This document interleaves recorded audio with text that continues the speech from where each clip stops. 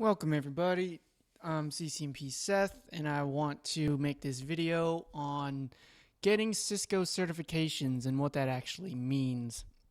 And I just recently took my CC Design Professional test the other day and I passed it and I'm so excited, I'm so happy. I started out my networking career, at the bottom doing ICND 1 and then taking ICND 2, going the whole CCNA route switch route.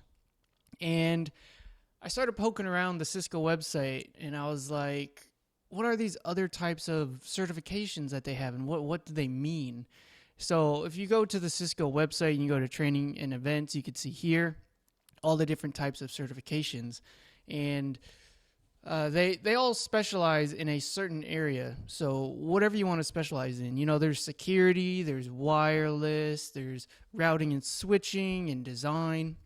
Now, why would you want to dip over into these other tracks? Well, like I said, whatever you want to specialize in. Do you want to work in like the data center because they have certification strictly for the data center. Also with service provider, if you work for a big service provider company, getting a Cisco certification would definitely help you get in the door in that field. So if you go to the Cisco website, go to training and events, and then you can see here all the different types of certifications. So let's start at the associate level. Let's click the more button here. And here you get to see all the CCNA or associate level certifications, and you just go ahead and click on it and view what sort of tests you need to take. So of course, routing and switching, that's usually the first stepping stones for a network engineer if they want to start ramping up on their certification. So we'll go to CCNA routing and switching, and here you get to see the types of tests. I've done a video on how to study for Cisco certifications, but I want to talk about more about the other types of certifications here. So kind of tells you like a brief overview and like what to expect and how many years experience you should have with these certifications. One thing why you would dip over into different tracks. Cisco certifications have a expiration date, and unlike CompTIA has continuing education credits and stuff. So every 3 years you have to do like 50 credit hours of something. Cisco doesn't have that. Cisco doesn't play around. Cisco's like, no, you need to take the test again. There's new technologies coming out. There's new requirements. You need to take the test again. So there's options. You can take the CCNA test again, do it all over, or you can dip into another track.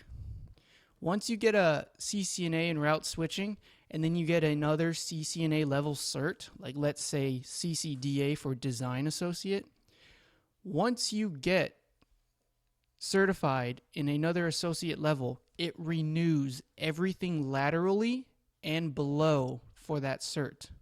All right. So let's say I take, where was I? CCNA routing and switching. I passed that. Cool.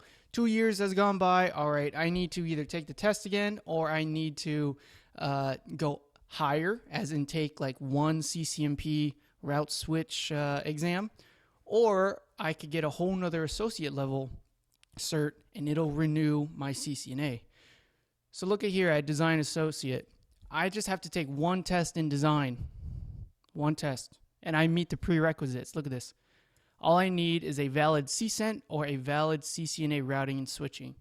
Or if I'm a CCIE, yes, I could definitely take a associate level course if I have my CCIE. But all I have to do is take one test. Awesome. Now, which other types of associate level tests should I take?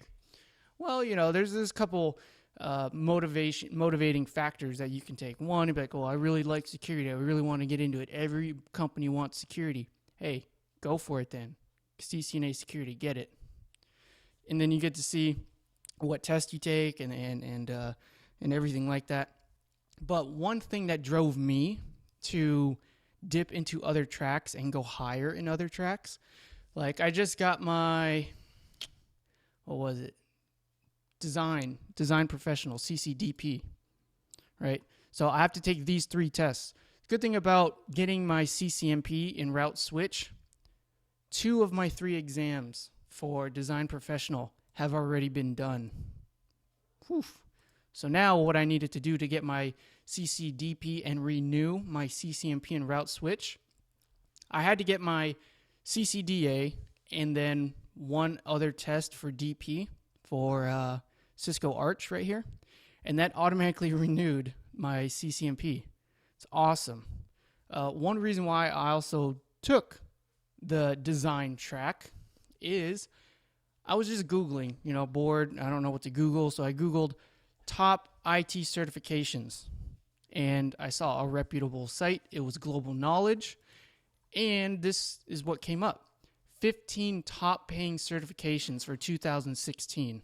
All right. Now, this is like an average of what people are getting paid with these certifications. So I was like, okay, I want to see, what the most sought after cert is out there. So you scroll down and you're like, all right, AWS, Amazon Web Services. Man, that's everywhere. Just at the associate level, I really haven't looked into their hierarchy of certifications, but look at that. 125,000. Sweet. Then we get into certified in risk information systems control, 122. Right. So all these cool things, but I'm interested in Cisco. So let's find out when the first Cisco test is. Cisco Certified Internet Work Expert in Routing and Switching. All right, that's top 7. Number 7 in Global Knowledge is top 15. They averaged 112. Depending on where you're at and what company, yeah, I'm sure you could definitely achieve at least this or even higher. All right, let's scroll down. Look at that. Top 8. $107,000 a year. This is average, of course. CCNA level data center. Looks like I'm going to be dipping into the data center very shortly here. And if you go back to the site, go back up here. Let's see what type of tests are there for CCNA data center. Oh, that's CCDP. CCNA data center. And I only need to take 2 tests. Yeah, that's cool. So let's go back. 107. Yeah, definitely dipping into data center next. Look at that. Cisco Certified Design Professional, cert that I just got, 105,000. That is average. Now, if you have a combination of all of these, man, it is golden for you. There's a reason why they shouldn't hire you, unless they say, oh, you're too qualified. Yeah, okay. That just means that they can't afford you. And then I believe CCNP Security. Hey, that's a good one, 101,000. And that was it for 2016. Notice there's also other popular certification salaries: CCNP Routing and Switching 95, Net Plus 74, Security Plus 81, CCNA Routing and Switching almost 80,000. Yeah, get your certs. All right. Let's see. What did I also want to mention? Oh, I also want to mention when you take other tracks, it's not like you have to relearn everything in that level. Things that I've learned doing the whole CCNP route switch route is once I got my CCNP in route switch and then I went back down to CCNA security, half of the objectives, or I wouldn't say half, but the majority of, I wouldn't even say the majority. A good fraction of what I learned at the CCNP switch level applied to CCNA security. So if I didn't go straight up to my CCNP in route switch and I went CCNA route switch and then CCNA security, the stuff I learned in security would have helped me in CCNP switch. So there are some benefits from dipping over into other tracks because what you learn from one track will help you in another. So it's almost like a review in some sections, and you can actually accelerate faster in that certification track. So wanted to take the time to do this. This stuff really helped me out. I hope this is good advice for you guys. So I hope this was informative for you, and I'd like to thank you for viewing.